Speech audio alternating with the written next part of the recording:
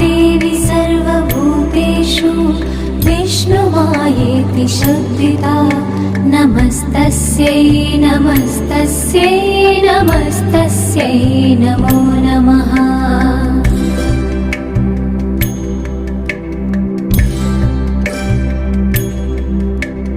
या देवी सर्वभूतेषु चेतनेत्यभिधीयते नमस्तस्यै नमस्तस्यै नमस्तस्यै नमो नमः।